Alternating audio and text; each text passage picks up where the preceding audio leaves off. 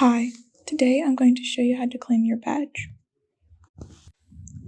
After you have passed your Certiport exam, you will soon receive 2 emails. One is from Certiport saying congratulations. The other is from Creditly about your badge. This is the one you'll open. In here, you'll see what your badge looks like, the name of your badge, and an Accept Badge button. Once you click the Accept Badge button, you'll be prompted to make an account. After that, you'll see this screen.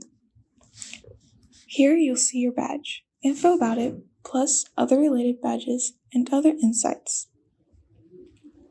At the top of the screen, you'll see another Accept Badge button. Once you click it, some badge settings will appear. One is about your badge being public and another about auto accept. You can turn these off or leave them on. I'm just going to leave them. When ready, click Save Settings. Now you have to wait for it to load. This may take a moment. Once loaded, you'll be brought to the Share Your Badge screen. While on the Share Badge, you can download your badge as an image, go to your dashboard, and more. And that's it. You now have claimed your badge.